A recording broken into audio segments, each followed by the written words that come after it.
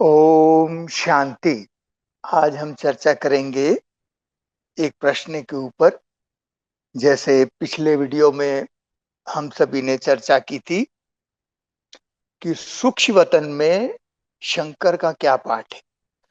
तो इसी तरह से एक प्रश्न ये आया है कि सूक्ष्म वतन में विष्णु का क्या पाठ है। ये किसी ने प्रश्न पूछा है, तो आज इस पर चर्चा करते हैं। अब देखिए, सूक्ष्म वतन में विष्णु का क्या पाठ है। पहली बात यह है कि हमारे यज्ञ में जो साक्षात्कार का पाठ शुरू हुआ, जब से शिव बाबा ने सूक्ष्मवतन की रचना की, संगम युग प्रारंभ हुआ, तो शिव बाबा ने दादा लेखराज जी को जो साक्षात्कार का सिलसिला शुरू किया, उनको जो साक्षात्कार कराया, तो पहला साक्षात्कार विष्णु जी का ही तो हुआ। विष्णु से ही वो साक्षात्कार का पाठ शुरू हुआ, है ना।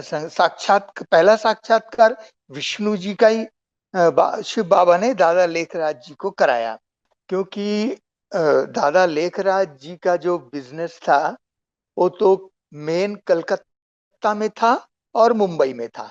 तो दोनों जगह कलकत्ता मेन बाबा की गद्दी थी, पर बाबा को जब बिजनेस के कारण मुंबई आना होता था, तो बाबा ने अर्थात दादा लेखराज जी ने मुंबई में बबुलनाथ मंदिर के पास ही एक उन्होंने मकान लिया हुआ था। तो बाबा जब एक बार मुंबई गए हुए थे और वहां बाबा अपने मकान के एक कमरे में एकांत में बैठे हुए थे, तो अचानक ही उनको विष्णु जी का साक्षात्कार हुआ। पहला साक्षात्कार मुंबई में विष्णु जी का ही हुआ। तो वो विष्णु जी का साक्षात्कार कैसे हुआ? साक्षात्कार तो शिव बाबा ने कराया, क्योंकि चाबी तो अब शिव बाबा के पास ही है। परंतु वो जो सूक्ष्म वतनवासी विष्णु है, वो यहाँ दादा लेखराज जी के पास नहीं आया। दादा लेखराज जी की आत्मा को शिव बाबा ने विष्णुपुरी में इमर्ज कर दिया, और वहां पर उन्होंने लाइव, सूक्ष्म वतन में तो विष्णु की आत्मा विष्णु है, चतुर्भुज विष्णु, तो लाइव उन्होंने विष्णु का दर्शन किया, विष्णु उनको दिखाई दिया। और उन्होंने, विष्णु जी ने उनको वरदान दिया, अहम चतुर्भुजम तत्तम, अर्थात मतलब जो मैं हूं वही तुम हो, तत्वम यही स्वरूप हो। तो उनको उस समय तो ये बात समझ में आई नहीं क्योंकि वो नारायण के अर्थात विष्णु जी के ही भगत थे, है ना। तो उनको बहुत खुशी हुई कि जिनकी भक्ति हम इतने समय तक करते थे, उनका साक्षात्कार हुआ। तो सूक्ष्म वतन में विष्णु जी का पाठ तो संगम युग के आदि से ही चालू हो गया। अब ऐसे शिव बाबा ने दादा लेखराज जी को 3 साक्षात्कार कराए। तो पहला साक्षात्कार तो मुंबई में विष्णु जी का हुआ। दूसरा साक्षात्कार हुआ दादा लेखराज जी जब अपने दोस्त, बनारस में उनका दोस्त रहा करते थे, उनके पास गए। तो बनारस में महमूरगंज टाउनशिप में एक जगह है मोती झील।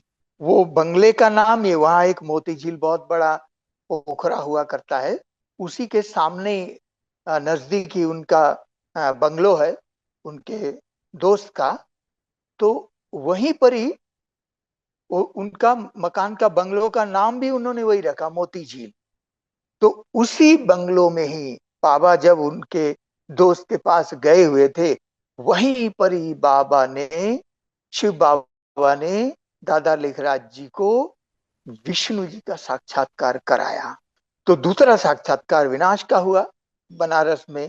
तो बाबा ने क्या किया, शिव बाबा ने दादा लेखराज जी की आत्मा को शंकरपुरी में इमर्ज कर दिया, और वहां उन्होंने लाइव विनाश देखा, अनुभव किया कि मेरे सामने ये सब हो रहा है।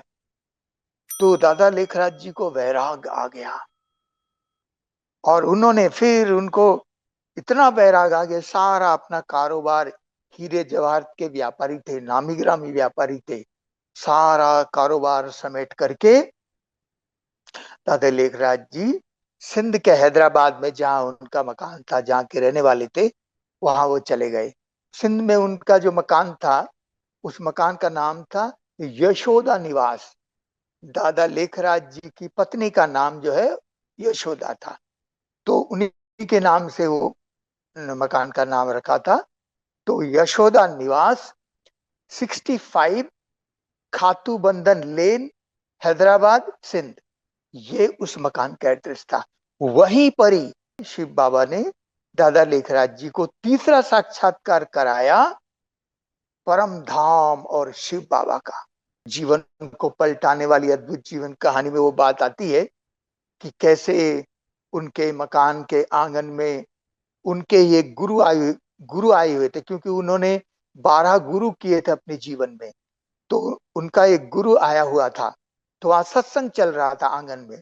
दादा लेखराज जी और उनकी पत्नी और उनकी पुत्र वधु जो ब्रिजेंद्रा दादी, वो सब बैठे हुए थे। बाबा कभी भी सत्संग के बीच में उठते नहीं थे, परंतु वो दिन ऐसा बाबा की खींच हुई, तो बाबा सत्संग के बीच में से, दादा लेखराज जी सत्संग के बीच में से उठ के अपने पूजा कमरे में चले गए और वहां उनको परम धाम और शिव बाबा का, ज्योतिर्बिंदु शिव बाबा का साक्षात्कार हुआ।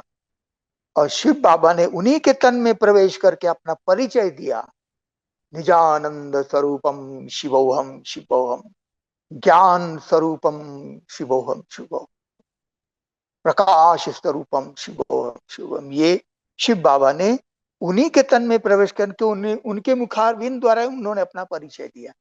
तो ये तीसरा साक्षात्कार था। इस प्रकार से फिर साक्षात्कार का सिलसिला चालू हुआ। फिर शिव बाबा ने उनको अगला साक्षात्कार कराया कि एकदम कोई परम धाम से आत्माएं, बिंदी ज्योतिर्बिंदु आत्माएं आ रही है, कोई प्रिंस बन रहे, कोई प्रिंसेस बन रहे, और एक बहुत सुंदर सुखमय दुनिया। तो बाबा ने सत्य की दुनिया का साक्षात्कार कराया और शिव बाबा ने कहा, ऐसी दुनिया तुमको बनानी है। तो कहने का अर्थ है कि ये विचार का पाठ शुरू हुआ, संगम युग का ये पाठ शुरू हुआ, ऐसा भी कह सकते हैं। ऊपर जो शिव बाबा के नीचे परम धाम में ब्रह्मा विष्णु शंकर की आत्मा है, उनके लिए सूक्ष्म शरीर की भी रचना करते हैं और उस शरीर में उन तीनों आत्माओं को लाके बिठा देते हैं। तो उन तीनों का पाठ है। तो अब हम ये कहना चाहते हैं कि वो जो तीनों सूक्ष्म तनवासी ब्रह्मा विष्णु शंकर की जो आत्माएं हैं, ये आकारी देवताएं कहलाते हैं। क्योंकि सूक्ष्म वतन में तो स्थूल शरीर होता नहीं, सूक्ष्म वतन है तो सूक्ष्म शरीर ही होगा, लाइट की बॉडी है तो, और वहां सूक्ष्म कारोबारी ही होगा। और बाबा ने ये, शिव बाबा ने ये भी कहा हुआ है कि सूक्ष्म वतन वास्तव में वहां साक्षात्कार का पाठ ही चलता है। तो विष्णु जी का पाठ क्या है? ये वास्तव में तीनों आत्माओं का पाठ, ये आकारी तीनों देवताओं का पाठ तब तक चालू रहेगा जब तक कि इस साकार स्थूल सृष्टि में, स्थूल वतन में, मनुष्य लोक में, जब तक कि सत्युगी दुनिया के साकार देवताओं का पदार्पण न हो जाए, जब तक सत्युग की देवताओं के देवी राजधानी स्थापन न हो जाए, अर्थात वो जो सूक्ष्म वतनवासी विष्णु है, उनका पाठ तब तक है जब तक साकार में, स्थूल रूप में, क्योंकि विष्णु के दो रूप कौन है? श्री लक्ष्मी, श्री नारायण, ये दोनों आत्माएं है ना, ये विष्णु के दो रूप हैं। तो जब ये दोनों रूप गद्दी में बैठेंगे, है ना, प्रथम नारायण श्री लक्ष्मी श्री नारायण के रूप में, अर्थात दैवी राजधानी स्थापन हो जाए, है ना, तब तक उन विष्णु का पाठ, अर्थात जब सूक्ष्म विष्णु, जब तक तब तक वेट करेगा जब तक स्थूल वतन में साकार विष्णु ये न बन जाए, तब तक उनका पाठ है। जैसे ये स्थूल वतन में साकार विष्णु बन गए, क्योंकि श्री लक्ष्मी श्री नारायण गद्दी में बैठ गए। और जो लक्ष्मी नारायण गद्दी में बैठते ना, तो उसके पीछे, जैसे अभी ब्रह्मा बाबा का पीछे फोटो दिखाई दे रहा है, ऐसे लक्ष्मी नारायण के पीछे विष्णु का फोटो होता है, बहुत बड़ा चित्र होता है ना। क्योंकि उस चित्र में आत्मा नहीं होती, आत्मा तो सूक्ष्म वतन में है ना। तो मतलब एम ऑब्जेक्ट है। तो जब तक वो एम ऑब्जेक्ट प्राप्त न कर लिया जाए, तब तक विष्णु का पाठ सूक्ष्म वतन में रहेगा। अब मैं आपको एक राज बताना चाहता हूं कि देखिए, शिव बाबा इस सृष्टि पर आए ही हैं दो कार्य करने के लिए। अर्थात शिव बाबा का दो ही प्रोजेक्ट है। पहला प्रोजेक्ट, बाबा के दो कार्य कौन से हैं? पहला कार्य ये है, पहला प्रोजेक्ट ये है कि शिव बाबा इस सृष्टि पर आदि सनातन देवी देवता धर्म की स्थापना करते हैं, जो अभी है ही नहीं, प्रायलोप हो गया है। क्योंकि अभी तो वर्तमान समय है ना, 5,000 साल पुराने कल्प के बीतने वाले हैं, और अभी वही जो आदि सनातन देवी देवता धर्म है, वो अभी उसका विकृत रूप हो गया है, और वो हिंदू कहलाने लगे, है ना। तो वो भी अपने आप को सनातन कहते हैं, परंतु आदि सनातन देवी देवता नहीं कहते। तो शिव बाबा का पहला प्रोजेक्ट है कि उसी हिंदू धर्म का जो असली रूप है, ओरिजिनल, वो है आदि सनातन देवी देवता धर्म की पुनर्स्थापना करने के लिए शिव बाबा आए हैं। तो बाबा का पहला प्रोजेक्ट है आदि सनातन देवी देवता धर्म की स्थापना करना, है ना। तो आदि सनातन देवी देवता क्या? पवित्रता का धर्म, पवित्र धर्म। अच्छा, और बाबा का दूसरा प्रोजेक्ट क्या है? दूसरा प्रोजेक्ट ये है कि शिव बाबा दैवी राज्य की भी स्थापना करते हैं। तो दो कार्य है, आदि सनातन देवी देवता धर्म की भी स्थापना करना, और दैवी राजधानी राज्य की भी स्थापना करना। बाकी जितने भी दूसरे धर्म की आत्माएं हैं, वो केवल अपने धर्म की स्थापना करते हैं, राज्य की स्थापना नहीं करते हैं। उनके राज्य की स्थापना तो तब होती जब परम धाम से उनके सारे फॉलोअर्स की आत्मा आ जाए, लाखों की अंदाज में हो जाए, तब जाकर के बहुत बाद में उनके धर्मों का राज्य स्थापन होता है अलग अलग देशों में। परंतु शिव बाबा भारत में आकर के फिर से, है ना, ओरिजिनल धर्म आदि सनातन देवी देवता धर्म की स्थापना एवं राज्य की भी स्थापना करते एक ही साथ। अभी संगम युग में बाबा ये दोनों कार्य कर रहे हैं, वो प्रोसेस चल रहा है। अब मैं आपको बताता हूं कि ये कार्य कब पूरा होगा। जब परम धाम से फ्रेश विनाश के बाद, जैसे पुरानी कलयुगी दुनिया का विनाश तो होना ही है, क्योंकि कलयुगी दुनिया और सत्य की दुनिया दोनों एक साथ तो नहीं रह सकते। तो बाबा सत्य की नई दुनिया की स्थापना कर रहे हैं, तो पुरानी दुनिया का विनाश तो होना ही है, क्योंकि वो तो पतित दुनिया है। तो पतित कलयुगी दुनिया का जब विनाश हो जाएगा, उसके बाद जब पहली आत्मा योग बल से जन्म लेगी, श्री कृष्ण की आत्मा परम धाम से आएगी, तो पहला देवता श्री कृष्ण ही सतयुग का पहला प्रिंस है, वो पहला देवता है। और पहला ही योग बल का जन्म की शुरुआत उन्हीं से होती है। उनके माता पिता तो एडवांस पार्टी के होंगे। तो योग बल से पहला जन्म, पवित्र जन्म पहला, है ना, उनकी उनसे शुरुआत होती है। श्री कृष्ण की आत्मा ही पहली पहली आत्मा है, पहला देवता होगा जिनका योग बल से पहला जन्म होगा। तो जब श्री कृष्ण का जन्म इस सृष्टि पर हो जाएगा, तब बाबा का पहला प्रोजेक्ट पूरा हो जाएगा, अर्थात आदि सनातन देवी देवता धर्म की स्थापना हो जाएगी। क्यों?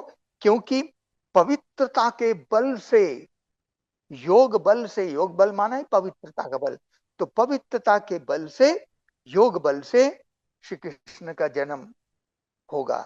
तो अर्थात देवता, पहला देवता सृष्टि पर आ गया, तो देवी देवता धर्म अर्थात पवित्रता के बल से जन्म होना, ये बहुत बड़ी बात है, बहुत वंडरफुल। तो ये है बाबा का पहला प्रोजेक्ट का कार्य तब पूरा होगा जब श्री कृष्ण का योग बल से जन्म हो जाएगा देवता। तो वो एक नई प्रथा चालू हो जाएगी, योग बल से जन्म। तो पवित्रता से जन्म, ये कितनी बड़ी सफलता है योग बल की, पवित्रता की। तो आदि सनातन देवी देवता धर्म का जो कार्य का प्रोजेक्ट, पहला प्रोजेक्ट है वो शिव बाबा का उसी समय पूरा होगा जब श्री कृष्ण का जन्म हो जाएगा। अब वही श्री कृष्ण की आत्मा जब बड़े हो करके, है ना, क्योंकि श्री कृष्ण के लगभग 3 साल बाद राधे का जन्म होगा, है ना। फिर अलग अलग दूसरी और अष्टरतन की आत्माएं आएंगी, है ना। तो अलग अलग राजे रजवाड़े की भी अलग अलग स्थापना हो जाएगी। तो जब यही श्री राधे श्री कृष्ण बड़े होकर के श्री लक्ष्मी नारायण के रूप में गद्दी में बैठेंगे, तो शिव बाबा का दूसरा प्रोजेक्ट का कार्य पूरा हो जाएगा। दूसरा प्रोजेक्ट क्या है कि दैवी राजधानी स्थापन करना, दैवी राज्य की स्थापना करना, है ना। तो जब लक्ष्मी नारायण गद्दी में बैठे, अर्थात साकार रूप में विष्णु का अवतरण हो गया, क्योंकि मतलब सूक्ष्म वतनवासी विष्णु तो नहीं आएगा, परंतु वो एम ऑब्जेक्ट है। तो साकार रूप में यही श्री कृष्ण श्री राधिके लक्ष्मी नारायण के रूप में बैठेंगे, पीछे उन्हीं का ही यादगार विष्णु का चित्र विशाल होगा, है ना। तो अर्थात जब विष्णुपुरी की, क्योंकि शिव बाबा कहते हैं ना कि ब्रह्मा द्वारा विष्णुपुरी की स्थापना करना, तो सूक्ष्म वतनवासी विष्णुपुरी की बात नहीं है। इस स्थूल वतन में सत्युग को ही विष्णुपुरी कहा जाता है। तो जब सत्युग की दैवी राज की स्थापना हो जाएगी, है ना, तो बाबा का दूसरा प्रोजेक्ट पूरा हो जाएगा। तो विष्णु जी का सूक्ष्म वतन में पाठ तब तक है जब तक साकार में वो विष्णु रूप न बन जाए, लक्ष्मी नारायण गद्दी में न बैठे, है ना। तो वो एम ऑब्जेक्ट है, क्योंकि विष्णु तो एम ऑब्जेक्ट है ना। तो ऐसा जब तक वो एम ऑब्जेक्ट पूरा ना हो जाए, वो प्राप्त कर न लिया जाए, तब तक सूक्ष्म वतन में विष्णु जी का पाठ है। और उनका पाठ इतना ही है कि एम ऑब्जेक्ट के रूप में सूक्ष्म वतन में विराजमान होना। और जब शिव बाबा किसी को भी विष्णु का साक्षात्कार कराते हैं, तो उनको अपने दर्शन देना। वो सूक्ष्म वतनवासी विष्णु उनको दर्शन देते, साक्षात्कार शिव बाबा कराते हैं। और जैसे हमारी दादियों ने बताया था कि ब्रह्मा बाबा एक बार माउंट आबू में नक्की लेक का चक्कर लगा रहे थे एकांत में, है ना। उसके उसके साथ तो और भी दादियां भाई बहने होते हैं पीछे पीछे। तो एक बार एक पुजारी सामने आ रहा था, कोई पुजारी होगा, वो विष्णु जी का भगत शायद होगा। तो जैसे उन्होंने ब्रह्मा बाबा को देखा, उनको ब्रह्मा बाबा के बदले विष्णु जी दिखाई दिया। तो विष्णु का साक्षात्कार बाबा ने, शिव बाबा ने उनको कराया। और तुरंत वो प्रणाम करके अहो प्रभु करके, मतलब जब भी और भी किसी को, अनेक ब्रह्मा भक्तों को ब्रह्मा बाबा को देखते ही विष्णु का साक्षात्कार होता है, किसी को श्री कृष्ण का साक्षात्कार होता है, किसी को स्वर्ग के दृश्य का साक्षात्कार होता है। तो जब भी शिव बाबा को किसी भी आत्माओं का, श्री कृष्ण का, विष्णु का या स्वर्ग के दृश्य का साक्षात्कार कराना होता है, तो शिव बाबा उन आत्माओं को कुछ समय के लिए विष्णुपुरी में इमर्ज कर देते हैं, और वहां वो विष्णु लाइव स्वर्ग के अनुभव, स्वर्ग का अनुभव वो कराते हैं। तो यही सूक्ष्म वतन में विष्णु जी का पाठ है। ओम शांति।